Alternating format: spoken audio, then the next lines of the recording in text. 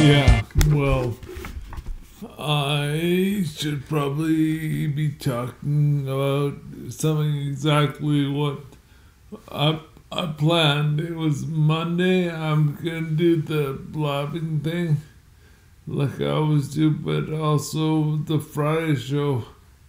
The ideal of there's an article I found about North Pole in November. It was forecast to warm 50 degrees above normal in November. Those are 50 degrees Fahrenheit. That's only 10 Celsius. But it's a lot of change. On seasteads, I'll show you some pictures in a second. They're really quite cool. Those guys have got started a bit in Tahiti. I think they're gonna build in Tahiti first. I think they realized that the waves, the size of how big the waves they're dealing with, are based on how deep the water is. And Tahiti is probably like when you fly over the Pacific, it's all coral reefs at the end.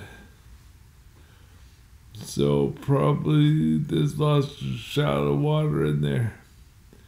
Not huge waves. A good place to get started on your seastead. But I mean, seastead's like 70% of the world is water. Is ocean. So, getting that worked out is quite important. Because, I mean, my story's kind of lame in terms of the seasteads. Like, there's a character called Marcello in chapter 5 or something.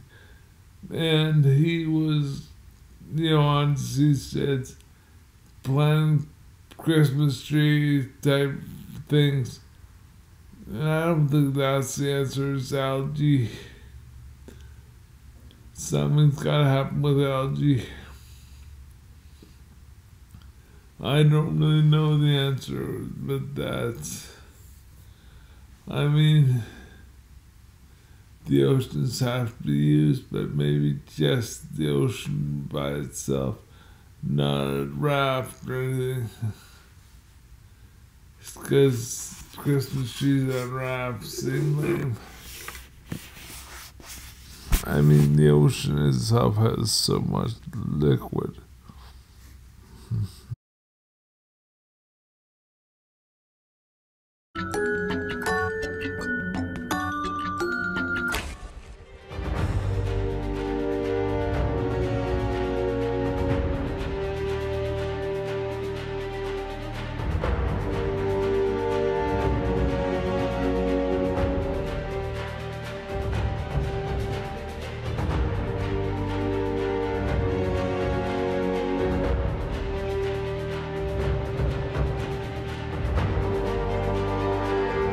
Seasteading is building politically independent cities that float on the ocean.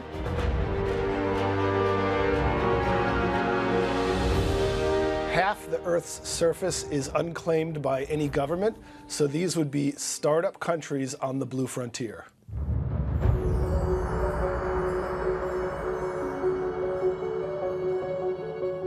Seasteaders bring a Silicon Valley sensibility to the problem of governments not innovating sufficiently.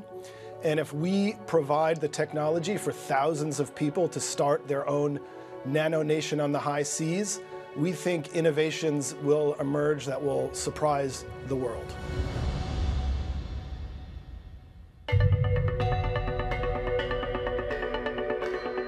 Innovators are held back and stymied by existing regulations, and we want to give them 21st century regulations on startup governments. Once you provide people with a platform to start their own country, every conceivable type of innovator reaches out to you with their own idea. Algae farmers who want to absorb carbon from the ocean in order to feed the world, medical researchers that want to push forward innovations to extend healthy lifespans, fish farmers reach out to us. We take no position on what kind of society should be formed. We're providing a technology for other people to try their version of societies.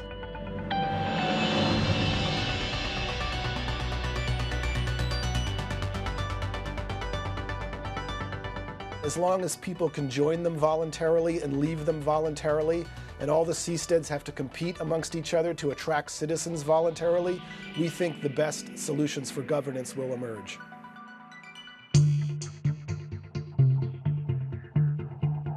Oil platforms are a technology for floating permanently on the high seas, and cruise ships are a technology for self-governance on the high seas. And if you combine these two technologies, imagine cruise ships that never dock but float permanently. Imagine if they were 10 times as big. Imagine if they were modular and could move about and you could choose the neighbors you wanted to live with.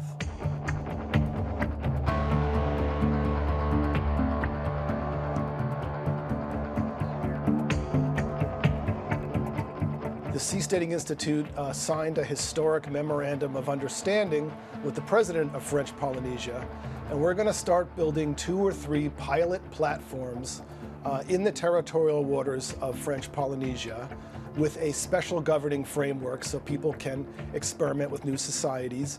And we're going to use existing Dutch technology.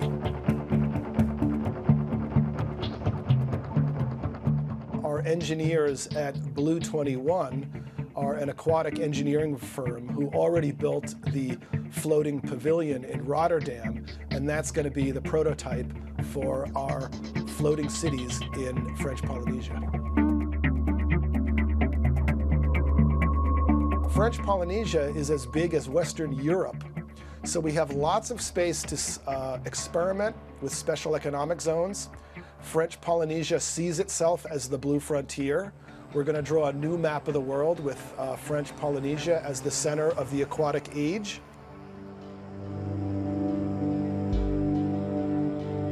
A lot of Pacific Island nations are sinking below sea level. They could easily transition slowly into becoming floating nations. So there's a natural incremental step towards creating new nations on half the world's surface, which is unclaimed by any existing government.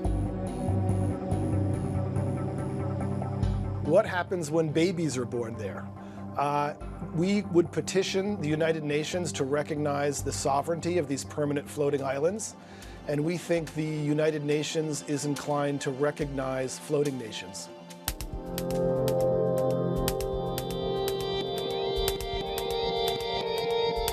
A seastead can't help you avoid taxes if you're an American citizen. If you make 6 figures, you can't avoid taxes whether you move to a seastead or to Switzerland.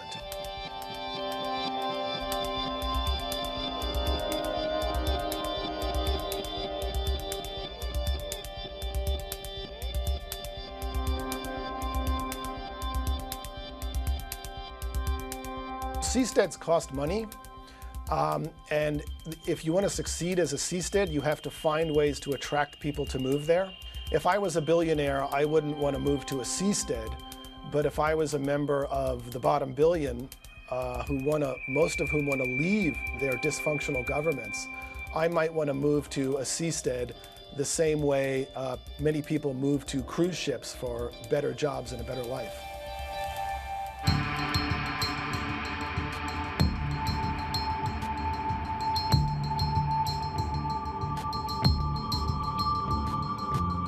Yes, and a certain percentage succeed. So that's the marvelous thing about seasteads. If a government fails, there's nothing much the people who live there can do about it. But if seasteads fail, they simply disassemble and go away, and they will fail because people will be leaving them. I think our children will be living on floating cities.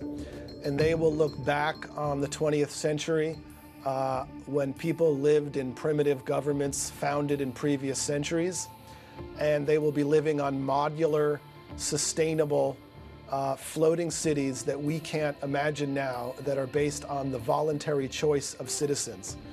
And I think we will have a marvelous world in the 21st century.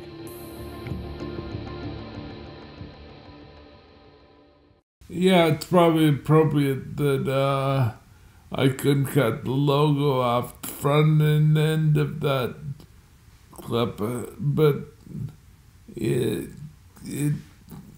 kind of deserved to be seen and checked out, and the company called Ignite should be recognized. So anyway, the whole idea of seasteading, I mean, man, if it actually worked on high seas, that would be incredible. We gotta build a few on low seas first. That's happening now in French Polynesia. But, yeah, like, I think of it in terms of fixing carbon. That's probably something that can be dealt with, but the other factor is spatial alienation. Like growing up in Vancouver, the real estate is super expensive right now. And my dad bought me this place, but otherwise, until I was 40, I was just alienated that because I couldn't possibly afford to buy anything. It was like those who owned and everybody else. And that's what seasteads can maybe help out on, is giving people a sense of ownership of the world. I mean, if it actually worked and they got bigger, that could be really important.